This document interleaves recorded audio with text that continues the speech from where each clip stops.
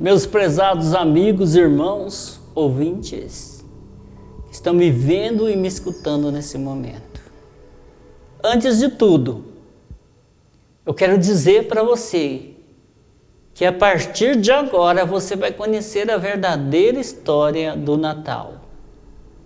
Mas também quero dizer que você tem que estar preparado para ouvir o que eu vou lhe contar.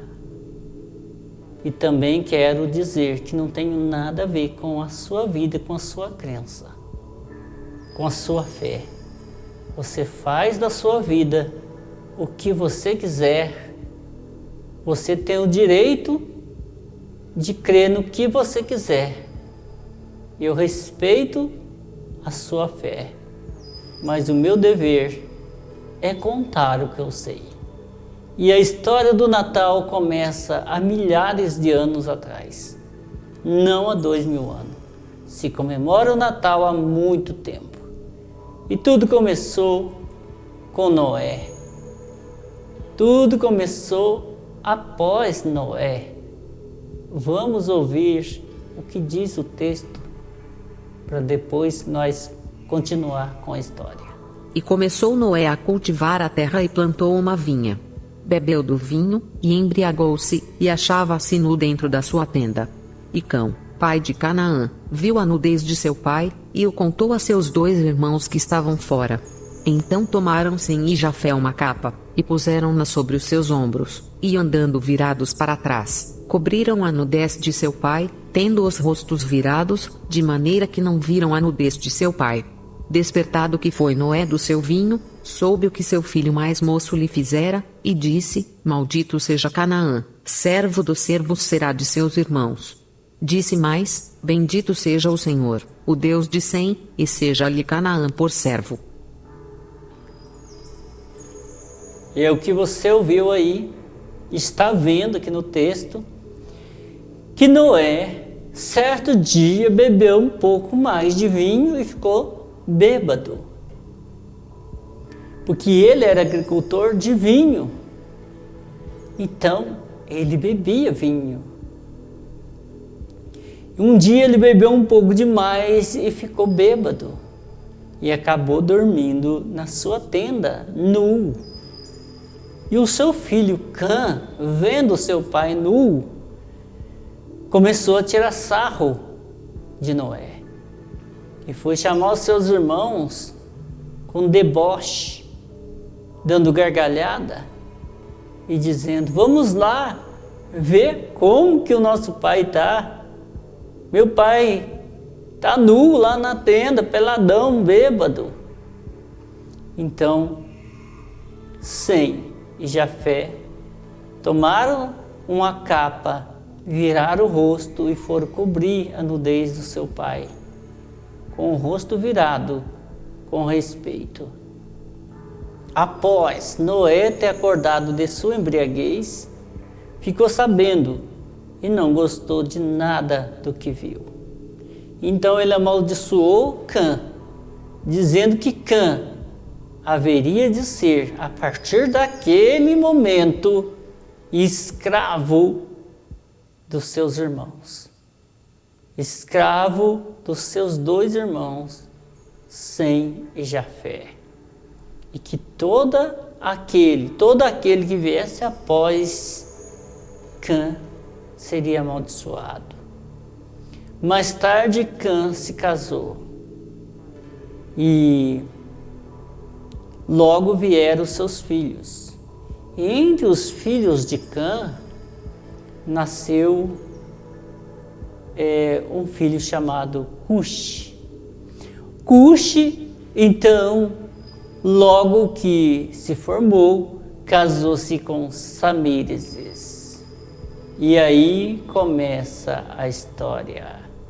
Samírases era esposa de Cuxi. Pois é, mas para isso nós vamos ter que achar o nosso texto bíblico, porque aqui nós fala e mostra o que realmente está escrito.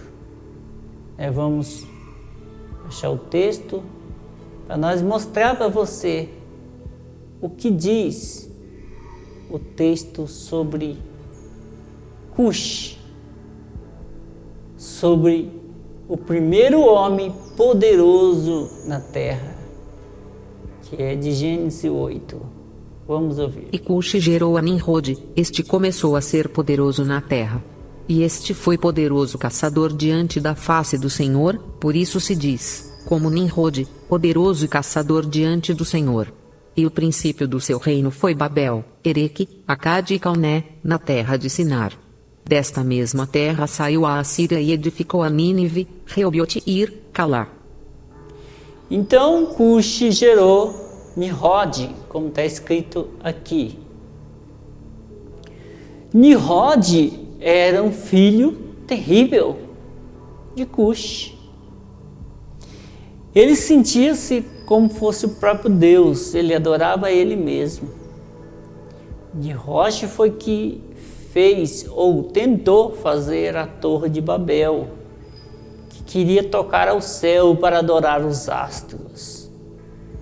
Nimrod era poderoso e mau. Nimrod então tomou a mulher do seu pai, Samires. Samires era casado com Cush, seu pai, mas Nimrod tomou do seu pai a sua mulher. E Samires então sentia-se também deusa, já que ela era agora esposa de Nimrod, que era um deus. Então ela também era considerada uma deusa. Samires então falava que era uma deusa. Só que ao ver tanta atrocidade que o seu sobrinho fazia, matou ele.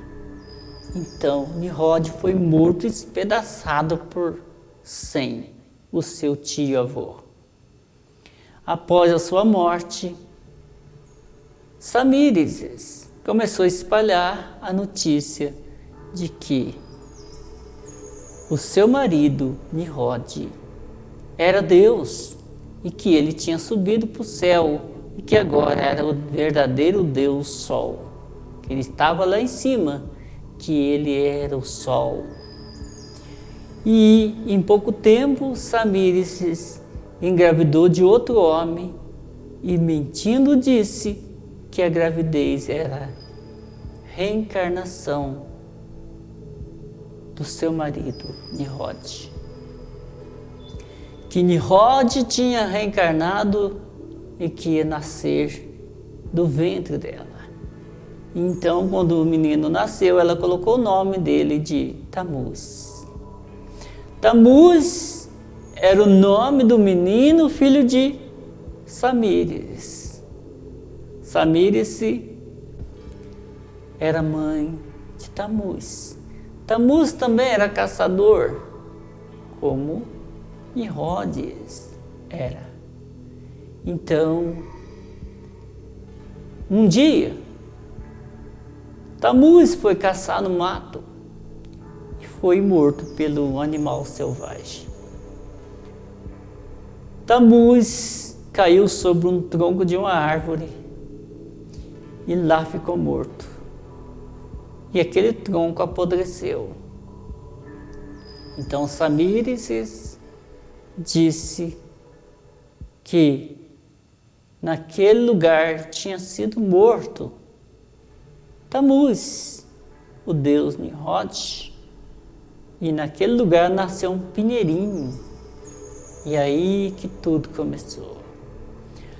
Samires então convocou a todas as sacerdotisas para fazer 40 dias de choro e jejum. E elas choraram durante 40 dias e 40 noites nos pés daquele pinheirinho, aliás, no pé daquele pinheirinho que havia nascido no lugar que Tamuz tinha sido morto. O texto de Daniel revela para nós toda a história de quem chora por Tammuz. A tradição de chorar por Tammuz é registrada também aqui nesse texto. Vamos ouvir. E levou-me à entrada da porta da casa do Senhor, que está do lado norte, e eis que estavam ali mulheres assentadas chorando a Tammuz. E disse-me: Vês isto, filho do homem? Ainda tornarás a ver abominações maiores do que estas. E levou-me para o átrio interior da casa do Senhor, e eis que estavam à entrada do templo do Senhor, entre o pórtico e o altar, cerca de 25 homens, de costas para o templo do Senhor, e com os rostos para o oriente, e eles, virados para o oriente, adoravam o sol. Então me disse: Vês isto, filho do homem? Há porventura coisa mais leviana para a casa de Judá, do que tais abominações, que fazem aqui? Havendo enchido a terra de violência, tornam a irritar-me, e ei-los a chegar o ramo ao seu nariz. Vocês viram que Ezequiel fala de mulheres chorando por Tammuz. O Eterno mostrou as mulheres sentadas na porta do templo, a casa do verdadeiro Deus, chorando por Tammuz. Vocês devem observar que hoje em dia as pessoas choram muito na igreja, né? Por que será que eles choram tanto, né? Então Ezequiel, vendo aquela cena das mulheres chorando por Tammuz, já ficou bastante assustado. Mas o Eterno ainda fala: isso é pouco, você vai ver coisa pior. E levando ele do outro lado, mostrou 25 homens com o rosto virado para o sol, adorando o sol, de costa para o templo. O que quer dizer 25 nesse texto? 25 homens adorando o sol. Representa o dia 25 de dezembro. O dia do sol. O dia da adoração ao sol. O que representa esse 25 no texto de Ezequiel só pode ser isso. 25 homens adorando o sol. E o dia do sol é dia 25 de dezembro de todos os anos. Então, Samíris, continuando a história que começou lá no passado, convocou a todo mundo para adorar aquele pinheirinho e chorar aos pés do pinheirinho, né? Como está escrito em Ezequiel, que as mulheres choram por Tammuz. Então ela convocou a todos que levassem o pinheirinho para casa e que enfeitasse o pinheirinho e que distribuísse presente para comemorar o nascimento de Tammuz. Que Tammuz tinha Tammuz tinha voltado a habitar com eles e que o pinheirinho era o símbolo de Tammuz, que foi a reencarnação de Nimrod. Você entendeu? Tammuz era a reencarnação de Nimrod, segundo Samírices. Só que Tammuz também morreu, e no local onde ele morreu nasceu um pinheirinho. Então ela convocou todo mundo para fazer 40 dias e 40 noites de jejum e de choro, de pranto.